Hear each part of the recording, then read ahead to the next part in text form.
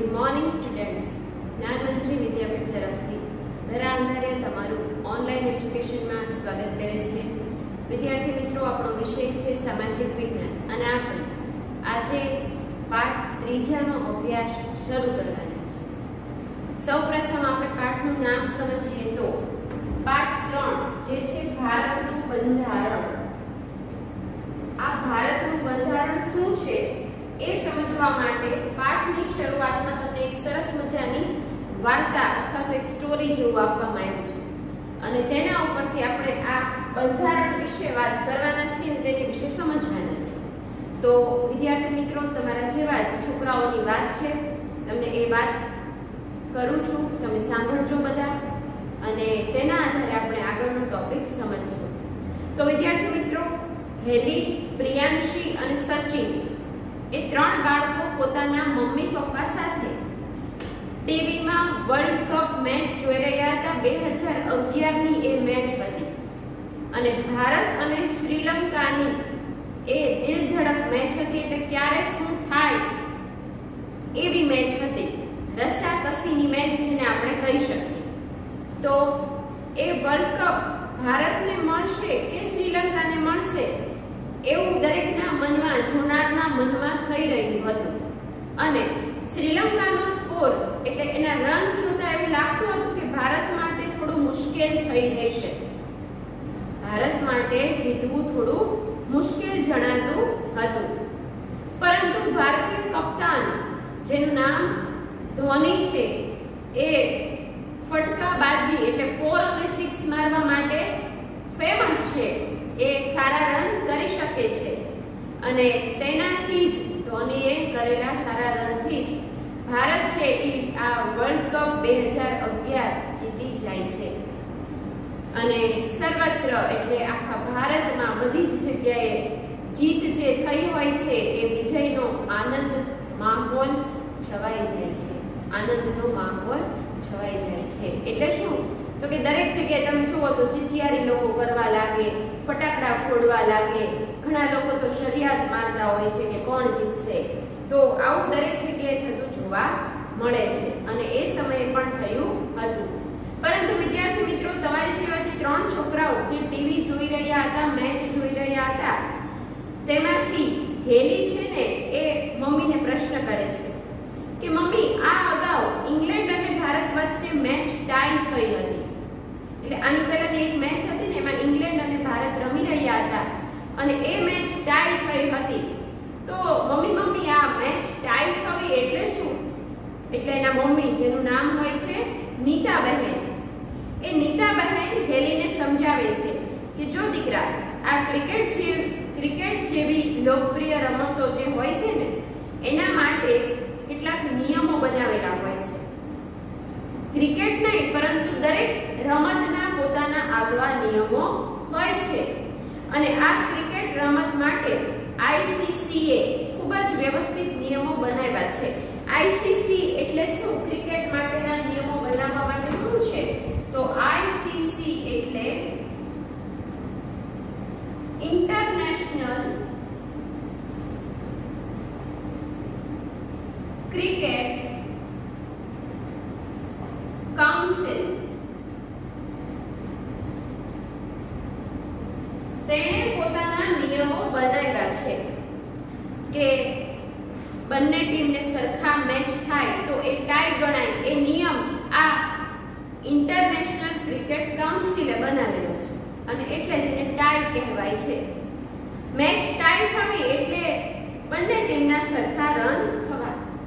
આવી જ રીતે ક્રિકેટની જેમ જ ફૂટબોલને, હોકીને અથવા તો કોઈ પણ રમતને પોતાના નિયમો હોય છે અને તેના આધારે બંને જે ટીમના પ્લેયરો હોય છે, રમતવીરો હોય છે, તે રમત રમતા હોય છે અને હાર કે જીત અનાઉન્સ થતી હોય છે.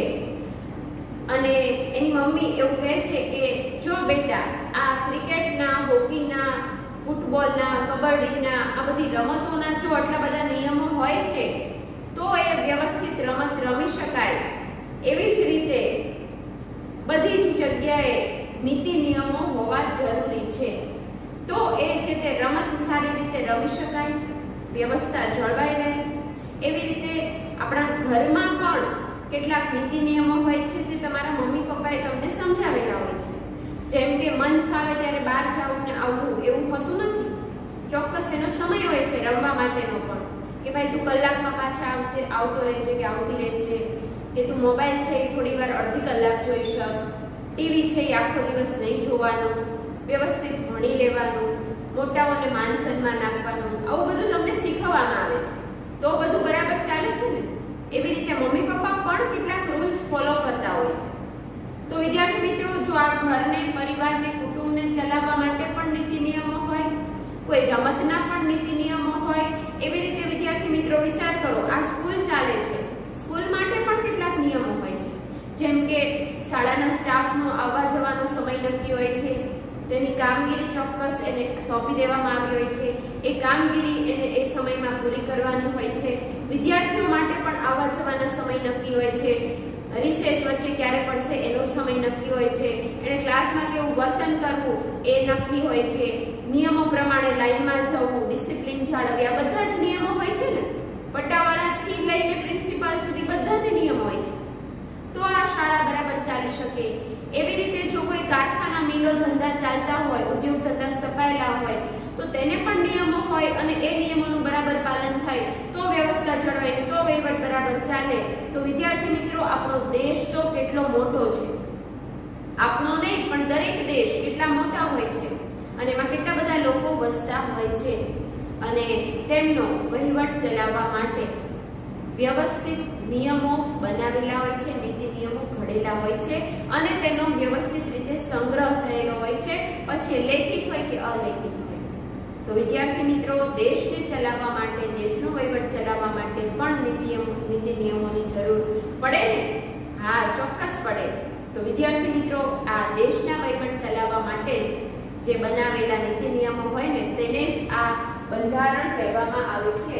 અને આપણે આપણા ભારતનું બંધારણ આ પાઠમાં ભણવાનું છે, સમજવાનું છે. તો સૌપ્રથમ આપણે તેનો અર્થ લખી લઈએ કે બંધારણ એટલે શું.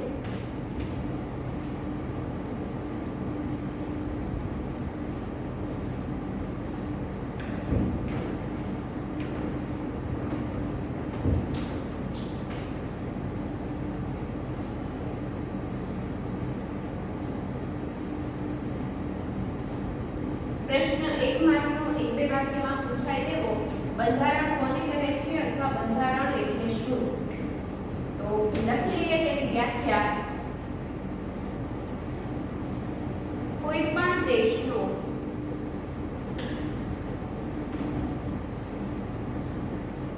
વહીવટ ચલાવવા માટે બનાવવામાં આવેલા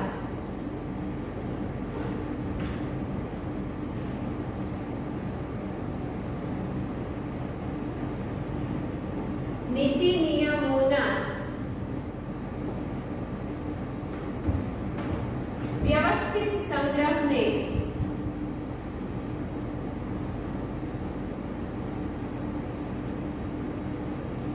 બંધારણ કહે છે.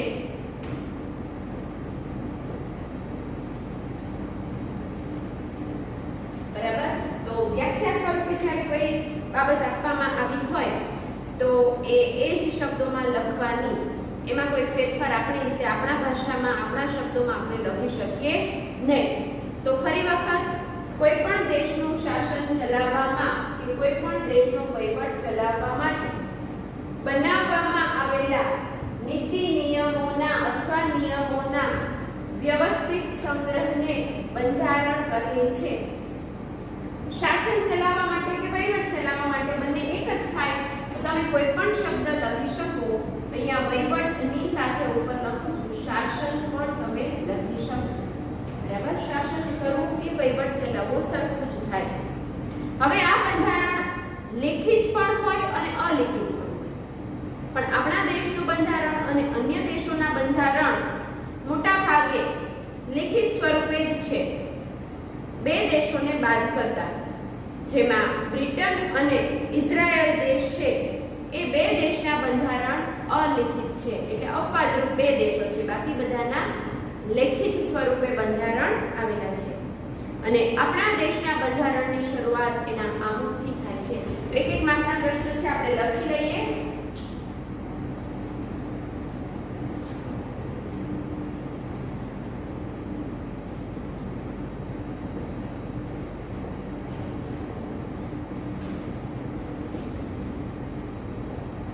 લેખિત અને અલેખિત હોય છે. તો અલેખિત બંધારણ કયા બે દેશના છે? બ્રિટન અને ઇઝરાયલ. આ એક માર્કના પ્રશ્નમાં એવી રીતે પૂછાઈ શકે વિદ્યાર્થી મિત્રો કે કયા બે દેશના બંધારણ અલેખિત સ્વરૂપના છે. તો તમને એ બે દેશ યાદ હોવા જોઈએ, બ્રિટન અને ઇઝરાયલ. ભારતનું બંધારણ દુનિયામાં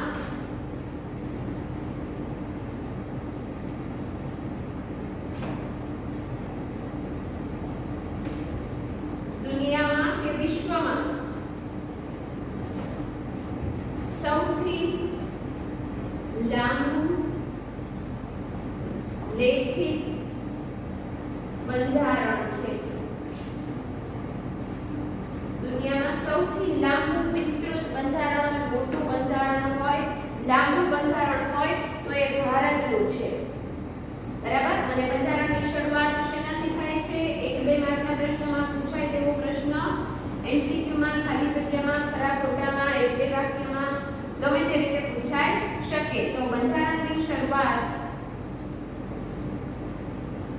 આમથી થાય છે.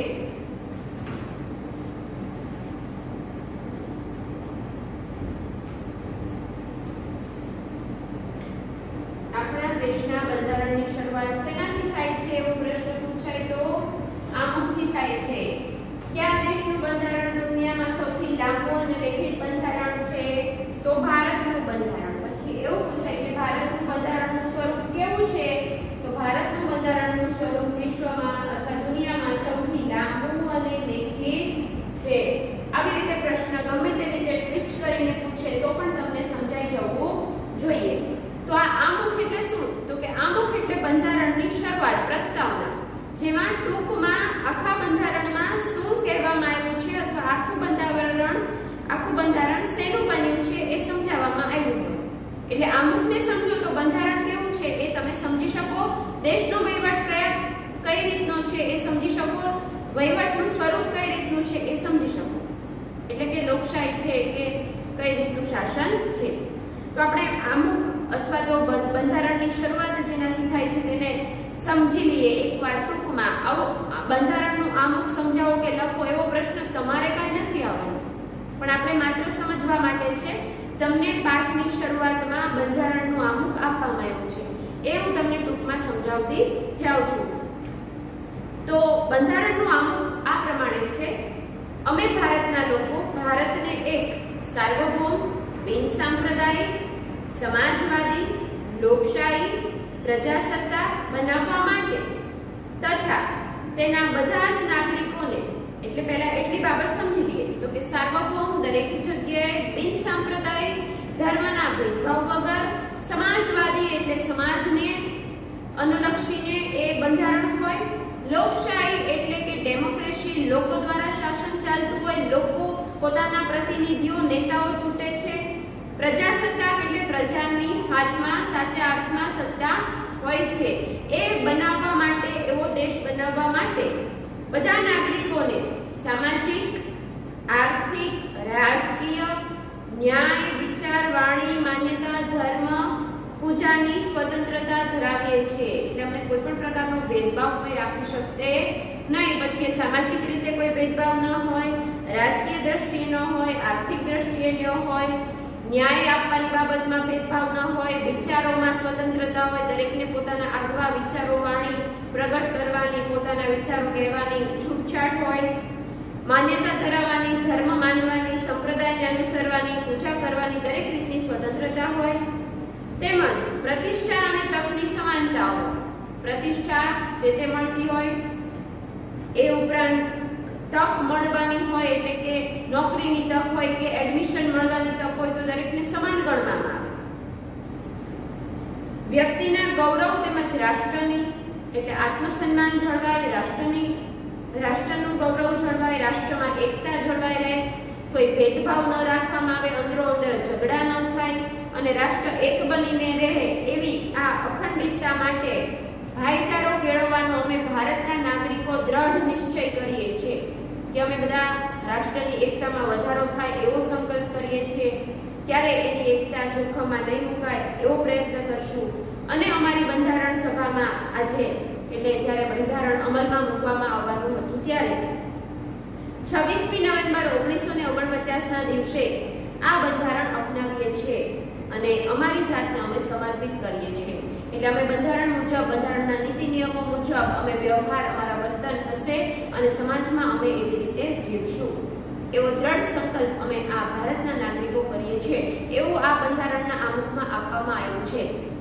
એટલે કોના હાથમાં સાચા અર્થમાં સત્તા છે? પ્રજાના હાથમાં, એટલે પ્રજાસત્તાક છે. લોકો દ્વારા જ જે તે શાસનકર્તા છે એ નક્કી કરવામાં આવે છે, એટલે લોકશાહી દેશ છે.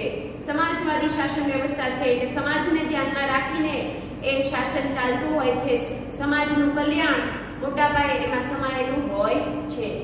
તો આવું આ બંધારણમાં નિર્દેશ કરવામાં આવ્યો છે, સમજાવવામાં આવ્યું છે, આપવામાં આવ્યું છે. હવે આપણે આગળ પાઠની વાત કરીએ તો બે બાબત આપણે ફરી વખત યાદ કરી લઈએ. બંધારણ એટલે શું? તો કોઈ પણ દેશનો વહીવટ કે શાસન ચલાવવા માટે બનાવવામાં આવેલા નિયમોના વ્યવસ્થિત સંગ્રહને બંધારણ કહે છે. બંધારણ લેખિત પણ હોય, અલેખિત પણ હોય. મોટા ભાગના બધા દેશોના બંધારણ કેવા છે? લેખિત છે. બે દેશો અપવાદરૂપ છે, જે દેશો છે બ્રિટન અને ઇઝરાયલ, તેના અલેખિત સ્વરૂપે બંધારણ આપવામાં આવ્યા છે. ભારતનું બંધારણ દુનિયામાં સૌથી લાંબુ લેખિત બંધારણ અને બંધારણની શરૂઆત આમુખથી થાય. આમુખને આપણે સમજો. હવે આપણું બંધારણ ઘડતરની પ્રક્રિયા કેવી રીતે થઈ, બંધારણ કેવી રીતે ઘડાયું હશે તેની વિશે મહત્વની વાત આપણે કરવાના છે અને આ 4 માર્કનો પ્રશ્ન છે. બંધારણ ઘડતરની પ્રક્રિયા વર્ણવો તો 4 માર્ક અને આમાંથી 1-1 માર્કના પ્રશ્નો પણ ઘણા બધા નીકળે છે. 2 કે 3 માર્કના પ્રશ્નો પણ આમાંથી પૂછાઈ શકે. હું પ્રશ્ન સ્વરૂપે પણ તમને સાથે સાથે સમજાવતી જઈશ. તો હવે આપણે બંધારણ ઘડતરની પ્રક્રિયા વિશે વાત કરીએ.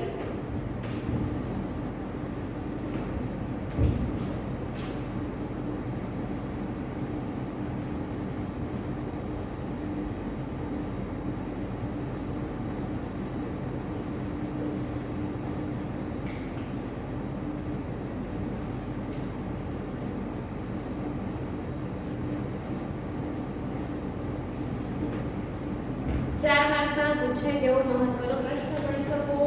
1-2 માર્ક, 3 માર્કમાં પણ આવા પ્રશ્નો, આમાંથી પ્રશ્નો પૂછાઈ શકે તેવા છે. તો 4 માર્કમાં પૂછાય તો બધી જ વિગત તમારે લખવી પડે. સૌપ્રથમ આપણે બંધારણ છે એ કયા લક્ષ્યોનો આધાર સ્તંભ છે અથવા તો તેના દ્વારા કયા લક્ષ્યો છે અથવા તો તેના આધારે આ બંધારણ ઘડાયું છે, કઈ બાબત મહત્વની છે એવો પ્રશ્ન પૂછાતો હોય છે કે ભારતનું બંધારણ છે એ કયા રાષ્ટ્રીય લક્ષ્યોનો આધાર સ્તંભ છે.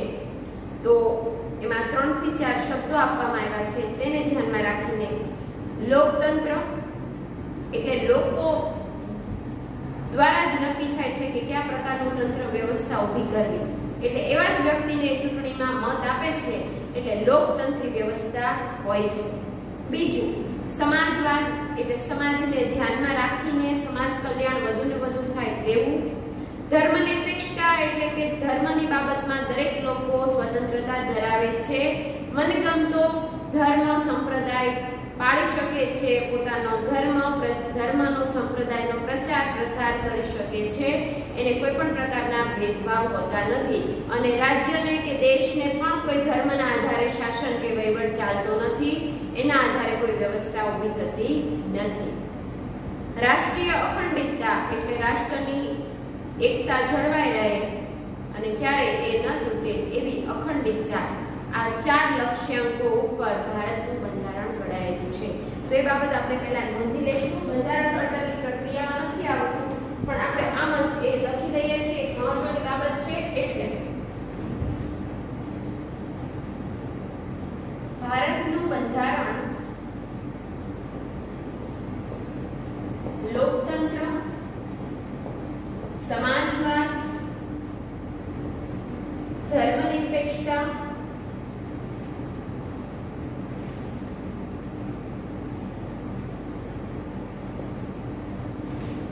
અને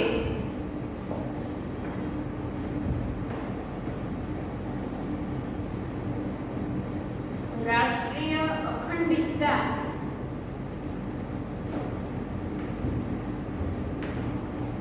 જેવા રાષ્ટ્રીય લક્ષ્યાંકો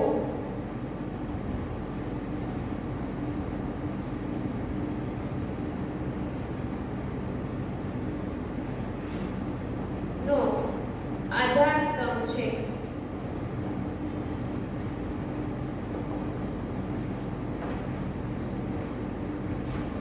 હવે ભારતના સ્વતંત્ર થવાની વાત શરૂ થઈ ગઈ હતી અને એ જ્યારે વાત શરૂ થઈ જાય છે કે હવે બ્રિટિશરો અથવા તો અંગ્રેજો છે એ આપણા દેશમાંથી ચાલ્યા જવાના છે અને તેના સમયગાળા દરમિયાન એટલે કે 1946માં પહેલા બંધારણ ઘડવાની વાત આપણે અગાઉ વાત કરી છે કે વચ્ચે નક્કી થઈ હતી પણ કોઈ પણ કારણોસર એ બંધારણ ઘડી શકાયું નહોતું. 1930 ની વાત કરીએ, ગોળમેજી પરિષદોની ને કે જ્યારે બંધારણ દેશને એક વ્યવસ્થિત બંધારણ હોય તેવી વાત આપણા નેતાઓએ અને કોંગ્રેસે કરી હતી. તો વિદ્યાર્થી મિત્રો, ત્યારે એ વાત સફળ થતી નથી, બંધારણ ઘડાતું નથી. પરંતુ જ્યારે દેશ આઝાદ થવાનો હોય છે 1946માં બ્રિટિશરોએ હવે અમે ભારત છોડીને ચાલ્યા જાશું એવું જાહેર કરી દીધું એટલે બંધારણ સભાએ પોતાની ઘડતરની કામગીરી શરૂ કરી દીધી હતી અને બંધારણ સભાએ 9મી ડિસેમ્બર 1946 થી બંધારણ ઘડતરનું કાર્ય શરૂ કર્યું. પહેલો મુદ્દો મહત્વનો મુદ્દો.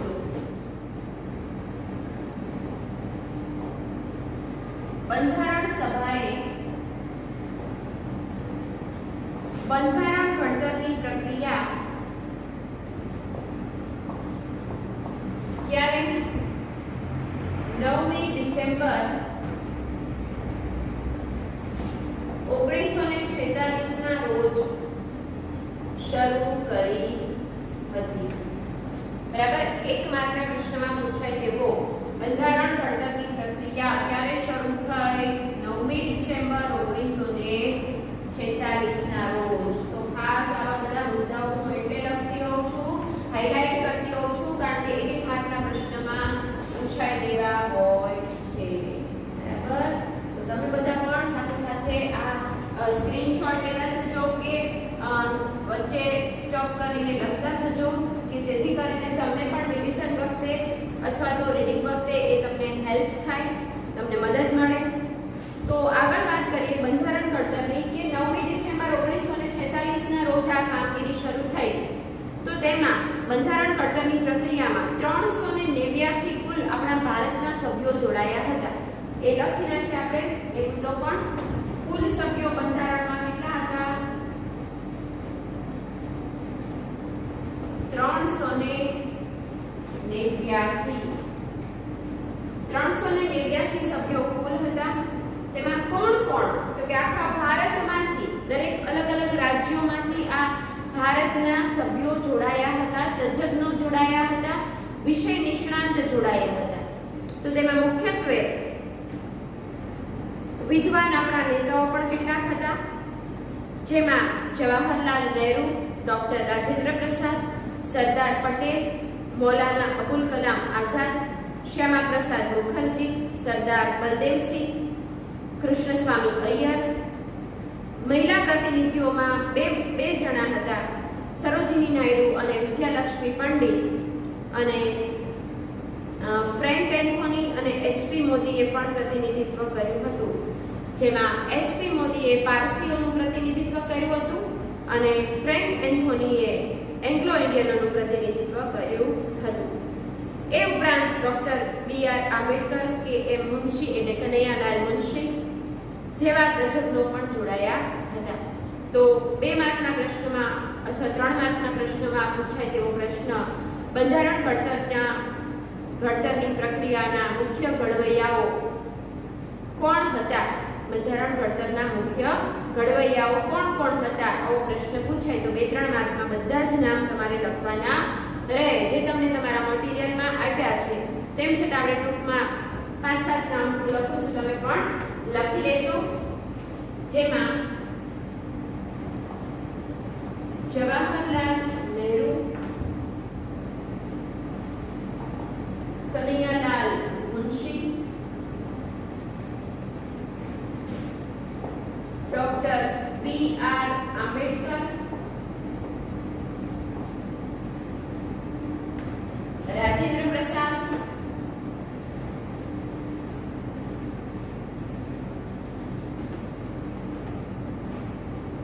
मौलाना अबुल कलाम आजाद,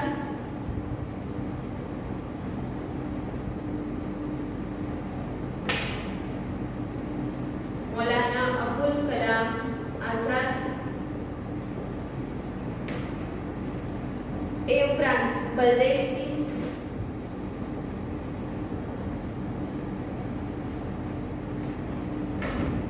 તેમજ વગેરે જોડાયા હતા. જેમાં પારસીઓનું પ્રતિનિધિત્વ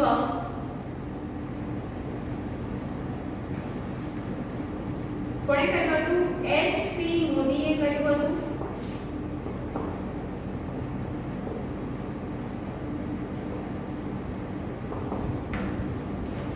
જ્યારે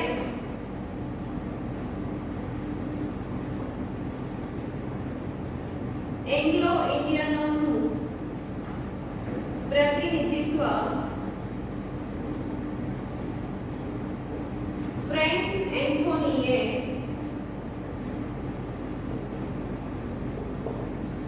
કર્યું હતું. બંધારણ સભાના સભ્યોમાં સ્ત્રી પ્રતિનિધિઓ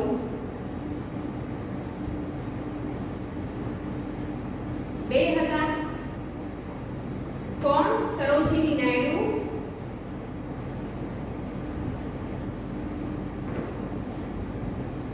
અને શ્રીમતી વિજયાલક્ષ્મી પંડિત. તો આ બધા મહત્વના જે તે વ્યક્તિ છે જેના નામ આપણે ફરી વખત યાદ કરી લઈએ. પારસીઓનું પ્રતિનિધિત્વ કરનાર H.P. મોદી, એંગ્લો ઇન્ડિયનોનું પ્રતિનિધિત્વ કરનાર ફ્રેન્ક એન્થોની. એંગ્લો ઇન્ડિયન એટલે ભારતના સ્ત્રી કે પુરુષ સાથે લગ્ન ક્રાંતિથી જોડાઈને, એટલે કે લગ્ન કરીને ભારતમાં જ વસી ચૂક્યા હોય, લાંબા સમયથી અને ભારતનું નાગરિકત્વ ધરાવતા હોય એવા જે એંગ્લો ઇન્ડિયનો હોય તેનું પ્રતિનિધિત્વ ફ્રેન્ક એન્થોની નામના વ્યક્તિએ કર્યું હતું. સ્ત્રી પ્રતિનિધિઓમાં બે લેડી હતા, જે સરોજિની નાયડુ અને શ્રીમતી વિજયાલક્ષ્મી પંડિત હતા. આ ઉપરાંત પણ ઘણા બધા આપણા ભારતના મહાન વિશેષજ્ઞો, તજજ્ઞો, પ્રેક્ષકો એવા ઘણા બધા વ્યક્તિ હતા, પણ અત્યારે મેં જે મુખ્ય વ્યક્તિ હતા એવા મેં અહીંયા લખ્યા છે. તમને મટીરીયલમાં અને ટેક્સ્ટ બુકમાં એ સિવાયના બીજા પણ બતાવવામાં આવેલા છે, એ પણ તમે જોઈ શકો છો. સરદાર વલ્લભભાઈ પટેલ, અલાદી કૃષ્ણસ્વામી અય્યર,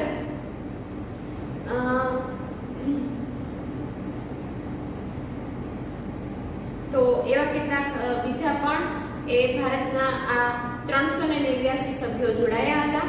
તેમાં કોઈ પણ જાતનો ભેદભાવ રાખવામાં આવ્યો નહોતો.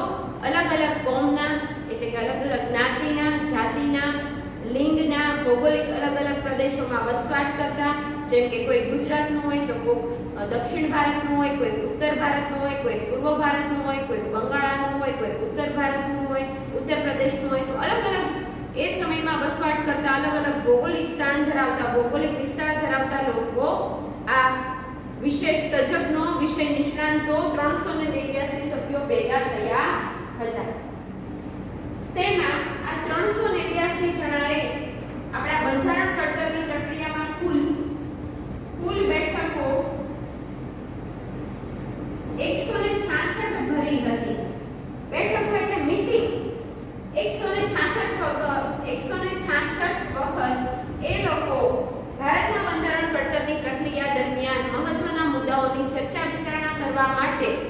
અને કંઈક બંધારણ ઘડતરની પ્રક્રિયા કરવા માટે 166 વખત મળ્યા હતા અને આ કામગીરી કુલ બંધારણ ઘડતરની કામગીરી કુલ કેટલો સમય ચાલી તો એ બાબત પણ નોંધી લઈશું. બંધારણ ઘડતરની કામગીરી એક માર્કના પ્રશ્નો છે વિદ્યાર્થી મિત્રો, ખાસ ધ્યાન આપજો. તમને જે બાબતો કહેવામાં આવતી હોય છે એ તમને એટલે હું હાઇલાઇટ કરું છું કે લખું છું કે તમને સમજાય, એક માર્કના પ્રશ્નમાં યાદ રહી જાય. તો આ કામગીરી 2 વર્ષ 11 માસ એટલે કે મહિના અને 18 દિવસ સુધી ચાલી હતી. ઓપ્શન MCQ માં બદલી નાખવામાં આવે. 2 માસ 2 વર્ષ 10 માસ 17 દિવસ 2 વર્ષ 11 માસ 18 દિવસ એમ 4 અલગ અલગ ઓપ્શન આપવામાં આવ્યા હોય તો તમને યાદ હોવું જોઈએ કે 2 વર્ષ 11 માસ અને 18 દિવસ આખા બંધારણ ઘડતરને પૂરું કરવામાં સમય લાગ્યો હતો. 166 વખત મીટિંગો થઈ, બેઠકો ભરાઈ, 389 સભ્યો આખા ભારતના અલગ અલગ ખૂણેથી વસવાટ કરતા હતા એ બધા ભેગા થયા અને ચર્ચા વિચારણાના અંતે આપણું બંધારણ ઘડે છે. અને બંધારણ ઘડતરની પ્રક્રિયામાં આ મુખ્ય બંધારણ સભાના અધ્યક્ષ હતા એ હતા ડોક્ટર રાજેન્દ્ર પ્રસાદ. તો આગળની હજી વાત આપણે પૂરી નથી કરતા, હજી બાકી છે. હું અહીંયા રફ કરીને બીજા મુદ્દા તમને લખાવું છું અથવા તો લખતી જાઉં છું. તમે સાથે સાથે જરૂર લાગે ત્યાં સ્ક્રીનશોટ પાડી લેજો કે લખતા જજો.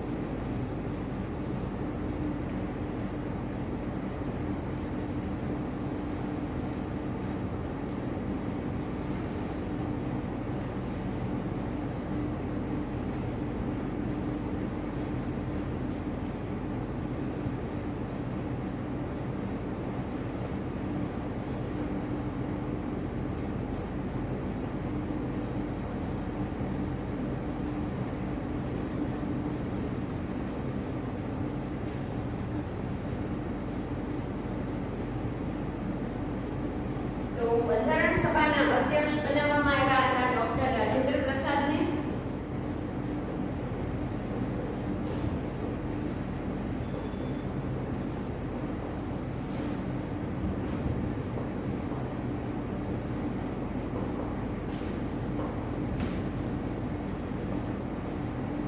અને ખરડા સમિતિના અધ્યક્ષ બંધારણની ખરડા સમિતિ એટલે શું સમજાવું છું.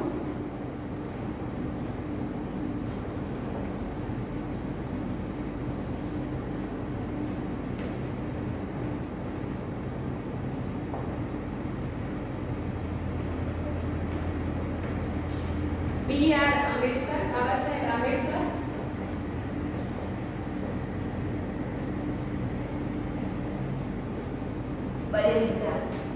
તો ફરી વખત બંધારણ સભાના અધ્યક્ષ ડોક્ટર રાજેન્દ્ર પ્રસાદ, ખરડા સમિતિના અધ્યક્ષ B.R. આંબેડકર એટલે કે બાબા સાહેબ આંબેડકર બન્યા હતા. ખરડા સમિતિ એટલે શું? તો આ ખરડા સમિતિ એટલે જ્યારે જે તે બાબતો નક્કી કરવામાં આવી હોય પરંતુ તેને કાયદાનું સ્વરૂપ ફાઇનલી ઓપ આપવાનો બાકી હોય તો એ ખરડો કહેવાય. પછી બધા ભેગા મળીને વોટ આપે, નક્કી થાય, એના જે હેડ હોય એના જે અધ્યક્ષ હોય એને મંજૂરી આપે ને પછી એ કાયદાનું સ્વરૂપ અથવા તો આગળ એ પાકા પાયે એ બંધારણની બાબત નક્કી થાય. તો એ જે તે બાબતો કાચો મુસદ્દો કે મુદ્દો તૈયાર થાય એના જે અધ્યક્ષ હતા એ ખરડા સમિતિના અધ્યક્ષ એ B.R. આંબેડકર હતા. ટોટલ કામગીરી આપણે વાત કરીએ મુજબ 166 બેઠકો ભરાઈ, 2 વર્ષ 11 માસ અને 18 દિવસ કામગીરી ચાલી અને 26મી નવેમ્બર 1949 ના દિવસે આપણું બંધારણ છે તે પસાર કરવામાં આવ્યું. 26મી નવેમ્બર 1949 ના રોજ બંધારણ પસાર થયું. જો બે બાબત આવશે, અમલ ક્યારે થયો, બંધારણનો અમલ, તો એ દિવસ એટલે 26મી જાન્યુઆરી 1950 નો દિવસ. બંધારણ પસાર કરવામાં આવ્યું, પછી એ બંધારણ બરાબર છે કે કેમ એકવાર ચેક થયું, પસાર થયું, પછી બંધારણ 2 મહિના પછી 26મી નવેમ્બર 1949 ના રોજ પસાર થયું હતું. તો 26મી નવેમ્બર 1949 પછી ડિસેમ્બર અને જાન્યુઆરી ની 26મી તારીખે 1950 ના દિવસે બંધારણનો અમલ થયો હતો. એટલે બંધારણનો અમલનો દિવસ પ્રજાસત્તાક દિન તરીકે મનાવવામાં આવે છે. કારણ કે સાચા અર્થમાં ત્યારે પ્રજાના હાથમાં, લોકોના હાથમાં સત્તા આવી એટલે લોકતંત્રી દેશ બન્યો. પ્રજાના હાથમાં સત્તા આવી એટલે પ્રજાસત્તાક દેશ બન્યો. એટલે એ દિવસને પ્રજાસત્તાક દિન તરીકે 26મી જાન્યુઆરી 1950 ને મનાવવામાં આવ્યો હતો. ત્યારથી આપણે દર 26મી જાન્યુઆરીને પ્રજાસત્તાક દિન તરીકે મનાવીએ છીએ. બરાબર? તો 26મી જાન્યુઆરી શા માટે પસંદ કરવામાં આવી એવો તમને આમાં ટેક્સ્ટ બુકમાં મટીરીયલમાં પ્રશ્ન આપવામાં આવ્યો છે. કે તમે વિચારો અને જાણો કે શા માટે 26મી નવેમ્બર 1949 ના રોજ બંધારણ પસાર થયું પછી 2 મહિના પછી પાછું 26મી જાન્યુઆરી શા માટે પસંદ કરવામાં આવી? કારણ કે વિદ્યાર્થી મિત્રો, એ 26મી ડિસેમ્બર 1929 ના રોજ કોંગ્રેસે સૌપ્રથમ લાહોર અધિવેશનમાં પૂર્ણ સ્વરાજ્યની માંગણી કરી હતી. તમને અગાઉના જે ટોપિક છે એ બધા પછી ભણવાના આવશે ત્યારે આપણે પાછા વિગતે ભણશું, ત્યારે તમને વધારે સારી રીતે સમજાઈ જશે. તો આ બંધારણ ઘડતરની પ્રક્રિયા પૂરી થાય છે અને 26મી જાન્યુઆરી પસંદ કરવામાં આવે છે. તેનું એક કારણ છે કે લાહોર અધિવેશનમાં કોંગ્રેસે પૂર્ણ સ્વરાજ્યની સૌપ્રથમ માંગણી કરી હતી, ઠરાવ પસાર કર્યો હતો 26મી ડિસેમ્બર 1929 અને ત્યાર પછી 26મી જાન્યુઆરી 1930 ના રોજ આપણા લોકોએ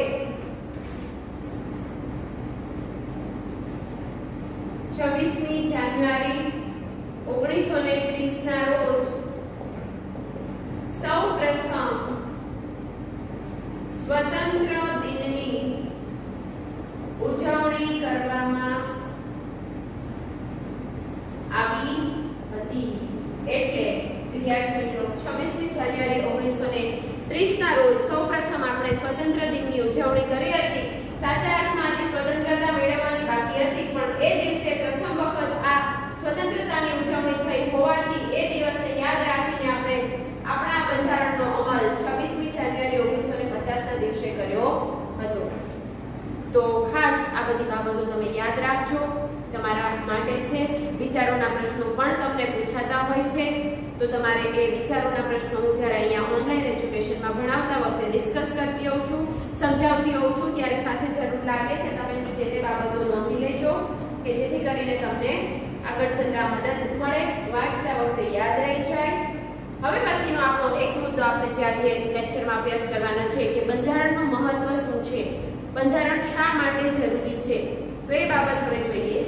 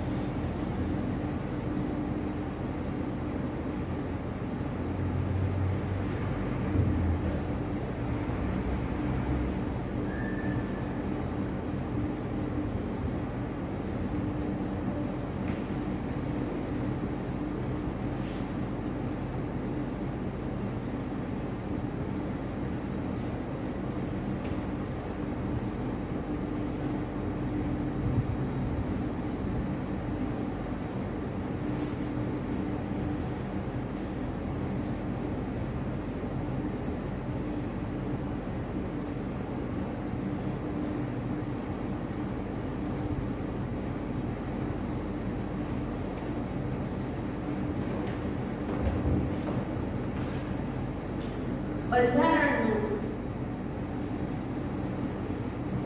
મહત્વ કે બંધારણની જરૂરિયાત શા માટે છે?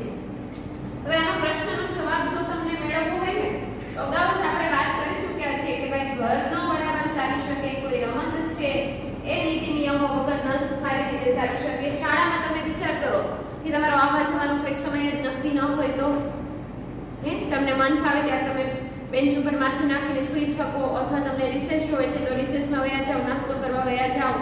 એવું થઈ શકે? ન થઈ શકે. તમે બરાબર ભણી શકો? ન ભણી શકો. શાળામાં શિક્ષકોને જ્યારે આવવું હોય ત્યારે આવે, ન લેક્ચર લેવા જવું હોય તો ન જાય.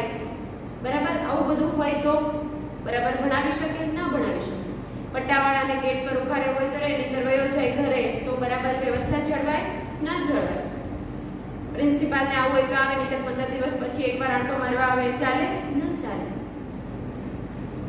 તો વિદ્યાર્થી મિત્રો, જો કોઈ શાળા બરાબર ન ચાલી શકે, જો કોઈ ઉદ્યોગ ધંધા કે કારખાના ન ચાલી શકે, કોઈ ઘર બરાબર નીતિ નિયમો વગર ન ચાલી શકે, તો વિદ્યાર્થી મિત્રો આ તો આટલો મોટો દેશ છે, બંધારણ વગર નીતિ નિયમો વગર ચાલી શકે નહીં. બંધારણ વગર કોઈ પણ દેશનું શાસન ચાલી શકે નહીં, તેની કલ્પના પણ આપણે કરી શકીએ નહીં. બરાબર? બંધારણથી જ ઘણા બધા ઉદ્દેશ્યો સિદ્ધ થાય છે.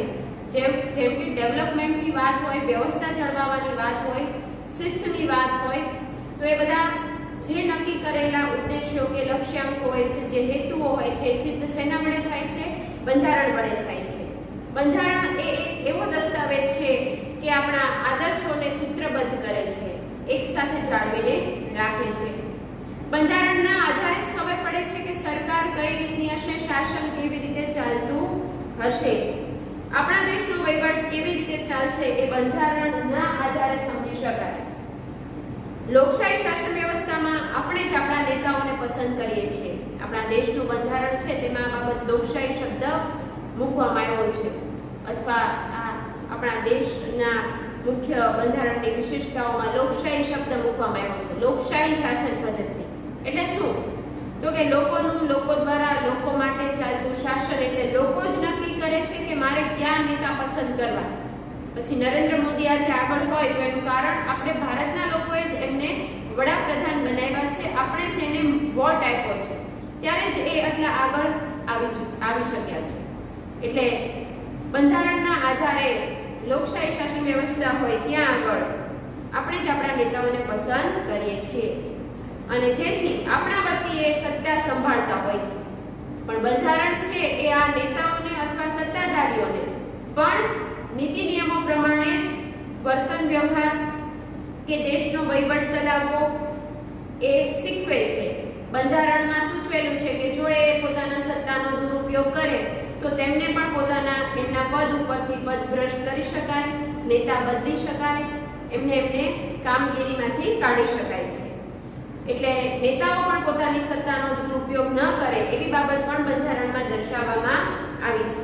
અને આપણા બંધારણમાં એવા નિયમો કે જોગવાઈઓ છે કે શાસકો છે, જે નેતાઓ છે, તે પોતાનો સત્તાનો દુરુપયોગ કરી શકે નહીં. અને ભારતના બંધારણમાં તો આવી ઘણી બધી જોગવાઈઓ છે. એટલે વિદ્યાર્થી મિત્રો વિચાર કરો, બંધારણ ન હોય તો નેતાઓ મન ફાવે તેવું વર્તન કરે, પોતાના પૈસા તે પોતાના ખિસ્સામાં ભર્યા કરે, પોતાની તરફ બધું કરી લે, વહીવટનું જે થવું હોય થાય, દેશનું જે થવું હોય થાય, પ્રજાનું જે થવું હોય થાય, એવું વિચારીને જો સત્તા ઉપર આવેલા વ્યક્તિઓ એ પોતાની સત્તાનો દુરુપયોગ કરતા હોય તો દેશની પરિસ્થિતિનો વિચાર કરો, કેવી પરિસ્થિતિ હોય. નીતિ નિયમો ન હોય તો શું ચાલતું હોય. ચોરી કરવા ચોર આવ્યો હોય ને ચોરી કરનારને, ચોરને કોઈ બીક જ ન હોય કે મને કોઈ સજા થવાની છે, તો શું થયું હોય, પરિસ્થિતિ શું હોય.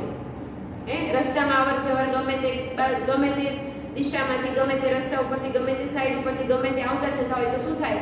વધારે ને વધારે એક્સિડન્ટ થતા હોય, થાય ને આવું. તો વિદ્યાર્થી મિત્રો, બંધારણ છે તો દેશ બરાબર ચાલી શકે છે. દેશનો વહીવટ બંધારણના આધારે થાય. બંધારણ વિના કોઈ પણ દેશના વહીવટની, શાસનની કલ્પના પણ કરી શકાય નહીં. એટલે બંધારણ છે એ દરેક દેશ માટે ખૂબ મહત્વનું છે. બંધારણ વિના દેશનું શાસન ચાલી શકે નહીં. આટલું જાણવાની બે બાબત આપી છે, તે બાબત આપણે નોંધી લઈએ કે ભારતના બંધારણમાં આપણે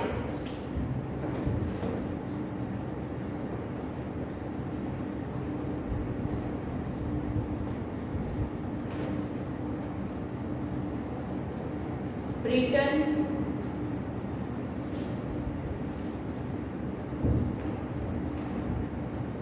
આયર્લેન્ડ, ફ્રાન્સ,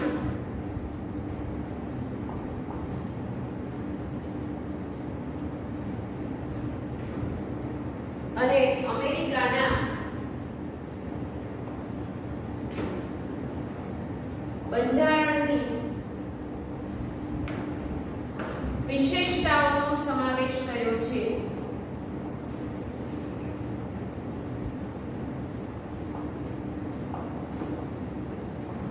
એટલે શું? તો કે સારી સારી બાબતો જે બીજા દેશની હોય છે, જે આપણી પહેલા સ્વતંત્ર થયા હોય અને દેશનું બંધારણ ઘડાયું હોય, એવા દેશોના બંધારણની સારી બાબતો છે એ આપણે આપણા બંધારણમાં સમાવિષ્ટ કરી છે. તો કયા કયા દેશની આવો પ્રશ્ન પૂછાઈ શકે? જ્યારે આટલું જાણવાની વિગતો આપવામાં આવી હોય તો એમાંથી પણ પ્રશ્ન પૂછાઈ શકે કે ભારતના બંધારણમાં આપણે કયા દેશોના બંધારણની વિશેષતાઓનો સમાવેશ કર્યો છે. તો કયા દેશો? બ્રિટન, આયર્લેન્ડ, ફ્રાન્સ અને અમેરિકાના બંધારણની વિશેષતાઓનો સમાવેશ કર્યો છે. જેમાંથી ખાસ આપણે યાદ, તમને બધાને ખબર હશે કે અમેરિકા પાસેથી આપણે ડેમોક્રેસી એટલે કે લોકશાહીનો ખ્યાલ લીધો છે અને આપણો દેશ લોકશાહી બનાવ્યો છે. આપણા દેશમાં પણ લોકશાહી શાસન વ્યવસ્થા અમલમાં મૂકી છે અને આપણા દેશનું બંધારણ એ વિશ્વમાં સૌથી લાંબુ લેખિત બંધારણ છે, જે અગાઉ આપણે વાત કરી ચૂક્યા છે. તો વિદ્યાર્થી મિત્રો, આજના આપણા લેક્ચરમાં આપણે અહીંયા સુધી રાખીએ છીએ. આશા રાખું છું કે તમને બધાને આ લેક્ચરમાં બધું સમજાયું હશે. હવે પછીનો જે મુદ્દો છે ભારતના બંધારણની મુખ્ય વિશેષતાઓ, એ હવે પછીના લેક્ચરમાં આપણે અભ્યાસ કરશું. તો આજના લેક્ચરના આધારે હું હોમવર્ક આપું છું, તમે મારી સાથે નોંધી લેજો.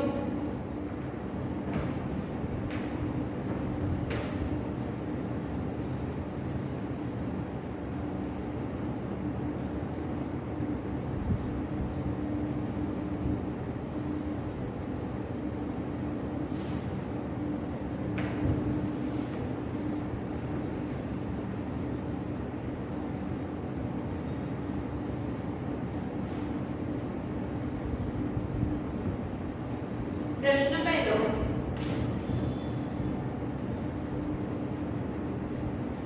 બંધારણ એટલે શું?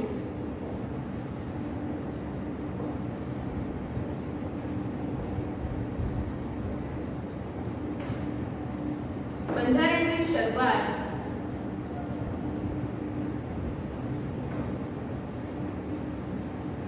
શેનાથી થાય છે? પ્રશ્ન નંબર 2,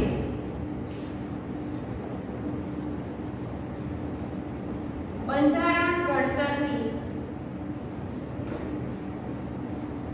પ્રક્રિયા વિગતે વર્ણવો કે સમજાવો.